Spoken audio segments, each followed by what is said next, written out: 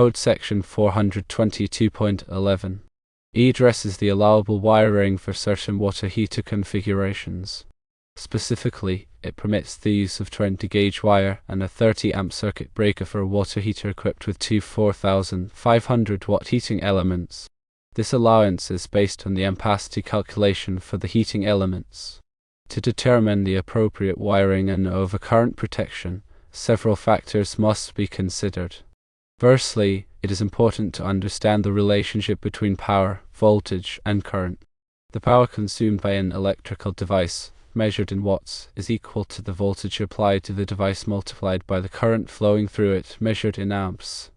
This relationship is expressed by the formula P equals volts times amps, where P represents power in watts, volts represents voltage in volts, and amps represents current in amps. Rearranging the formula, we can solve for current amps equals P divided by volts. In the case of a 4,500-watt heating element operating at a standard voltage of 240 volts, the current draw can be calculated as follows: amps equals 4,500 watts divided by 240 volts, which equals 18.75 amps. However, water heaters often utilize two heating elements. When both elements are operating simultaneously, the total current draw is the sum of the individual element currents. In this scenario, the total current draw is 2 times 18.75 amps, which equals 37.5 amps. However, it is important to note that water heater elements typically do not operate simultaneously. They operate in an alternating fashion in order to heat the water up, but not overload the circuit. When the water heater only has a single element operational, the current draw is that of only one element. Therefore, the current draw in this situation is 18.75 amps. When making electrical calculations, electrical codes require us to calculate the wire ampacity and breaker sizing with the element that draws the largest amount of current and potential, meaning that the scenario when both elements are operating must be the scenario to calculate. To calculate wire ampacity, we must use NEC Table 310.15. B16, which gives the ampacities for insulated conductors rated up to and including 2000 volts, 60 degrees Celsius through 90 degrees Celsius. The allowable ampacities are based on the temperature rating of the conductor insulation and the ambient temperature in which the conductor is installed. It is crucial to select a conductor with an ampacity sufficient to handle the expected current draw. In this case, with the two 4,500-watt elements running at 37.5 amps, the 20-gauge wire needs to be rated for the ampacity, as stated in the original response. The 20-gauge wire that is used is rated for 30 amps. For overcurrent protection, it is essential to use a circuit breaker or fuse with a rating that is appropriate for the conductor ampacity.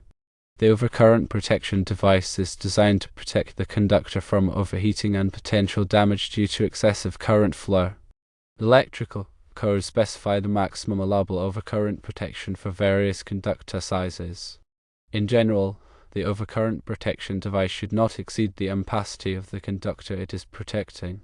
This is put in place to prevent the wire from melting or causing electrical fires.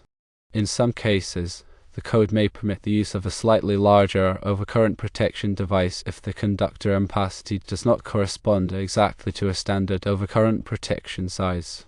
However, it is important to consult the specific code requirements to ensure compliance. For a 20-gauge wire with an ampacity of 30 amps, a 30-amp circuit breaker is generally considered appropriate. The circuit breaker will trip and interrupt the circuit if the current exceeds 30 amps, protecting the conductor from overload. Now, to talk about the specific NEC code that permits this type of setup, we can discuss Code Section 422.11.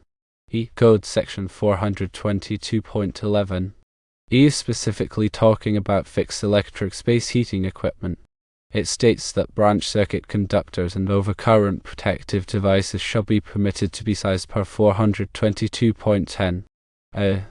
Code Section 422.10 states that the ampacity of the branch circuit conductors and the rating or setting of overcurrent protective devices shall not be less than 125% of the total rating of the fixed electric space heating equipment. It is important to note that electric water heaters can be classified as fixed electric space heating equipment because the water inside a water heater can be considered a space that is heated. Therefore, what this means is that we must multiply the ampacity by 125%. If the ampacity is 30 amps with two 4500 watt elements operating, multiplying 30 amps by 125% gives a value of 37.5 amps. Therefore, the conductors must be rated for at least 37.5 amps, and the breaker must also be rated for 37.5 amps. The question then arises as to how the original statement can be true about the 20-gauge wire being rated for 30 amps with a 30-amp circuit breaker. Firstly, it is important to note that 20-gauge wire, according to NEC table 310.15, B16 is rated for 15 amps at 60 degrees Celsius, 20 amps at 75 degrees Celsius, and 25 amps at 90 degrees Celsius. This table states that the ampacities listed are for not more than 3 current-carrying conductors in a raceway or cable or earth. Therefore, in order to use 20-gauge wire rated for 30 amps, the equipment must be rated for those specifications. This is very dependent on the specific type of equipment being used, and the instructions that come with the equipment that specifies what wire to use.